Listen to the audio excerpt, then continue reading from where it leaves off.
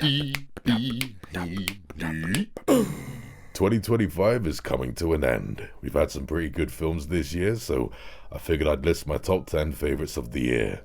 First, some honorable mentions. Christie, Eddington, Locked, Wolfman. Yeah, forgive me guys, I didn't get the hatred for this one. The Running Man. Oh, that last half let me down. One of Them Days, Steve, and Together. Now let's get to the list. Number 10. In my opinion, Bring Her Back was a big step up from the filmmaker's last film, Talk to Me. It's well acted, it's got some real cool shots here and there, a cool atmosphere, some nice twists and turns, and Sally Hawkins gives one of the best performances of the year. This is solid stuff. Number 9. Predator Killer of Killers caught me off guard. I thought with it being an animation it would just be a little throwaway side project that you didn't have to take that seriously, but no, it's one of the most important stories in this whole universe. It caught me off guard, and that third act was wonderful. Number 8. Yeah, forgive me guys, I didn't fall in love with Sinners like the rest of the world did, but I still dug it. This is interesting filmmaking. Well shot action, great acting, strange musical elements, it's partly musical in some ways, and some unexpected horror elements that I did not see coming. This is weird stuff, proof that original filmmaking is not dead. Number 7. Look, I adore Planes, Trains and Automobiles, and I love John Candy, so of course I Like Me had to make this list. This is a beautiful documentary that shows that the legend John Candy was a lot more troubled than expected. He was another case of a great comedian who gave so much joy to the world but was suffering deep down on the inside. It's painful to watch, but all of the stories were beautiful and it brought a tear to my eye. What a heartwarming documentary this is, man.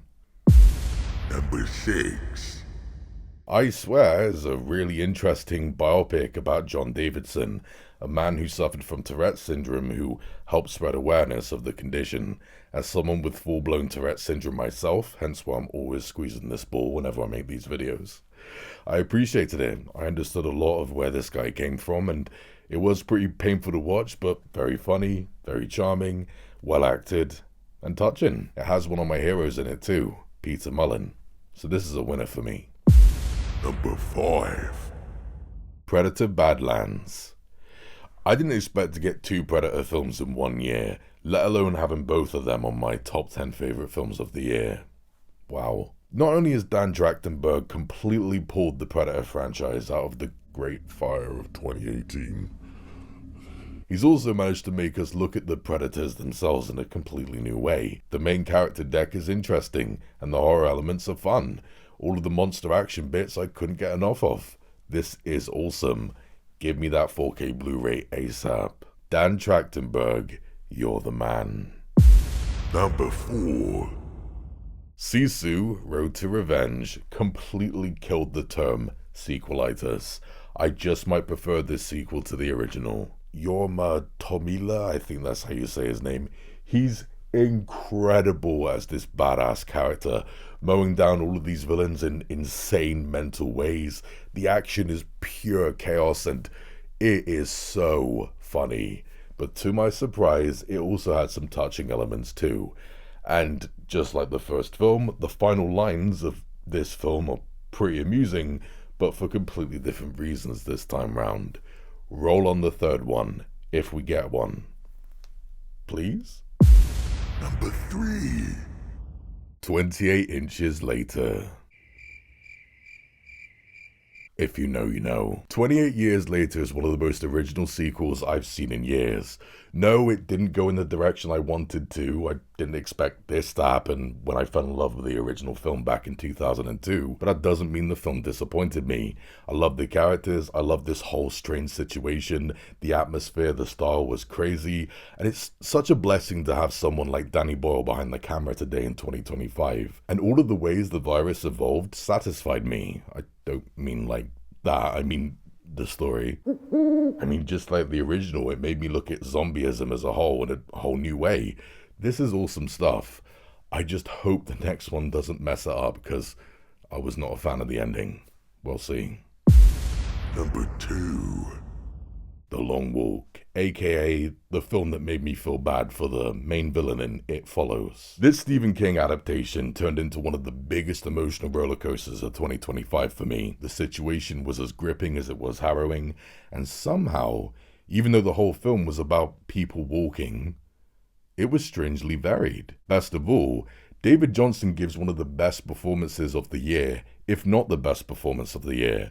I know it won't happen, but I do believe he should be considered for an Oscar for this. Easily my favorite character of the whole year. Like, that's the type of friend you need in your life. And also, I don't care what anyone says, Mark Hamill was fantastic in this little role. I don't care. I liked him. And the soundtrack conveyed all of the agony perfectly. It's such a painful yet beautiful experience, and I'll never walk a dog the same way again. Number 1. So last month I posted a video vlogging my trip to London where I met up with my online friends and went shopping with them. So let me play you a quick clip from it.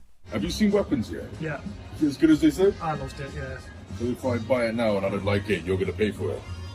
Yeah. Well, it's all good, Paul. You don't owe me any money at all. Wow. Weapons was sensational.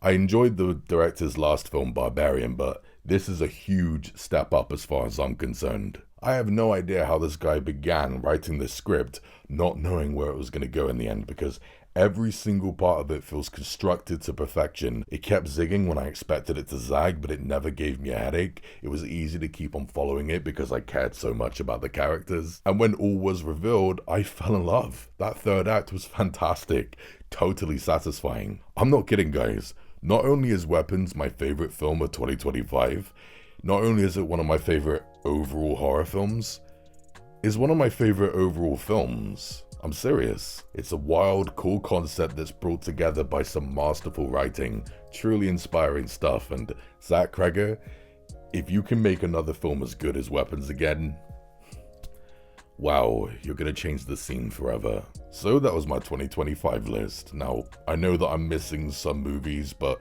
forgive me guys, I haven't seen Avatar 3 yet, and I did not like one battle after another. Nor did I like much of F1. Forgive me. Still, give me your 2025 list. Put them down there in the comments below. Hope you guys had a good Christmas, and hope you guys have an even better New Year. Roll on 2026. Thanks for watching, guys. Stay jiggy. The badger appreciates ya.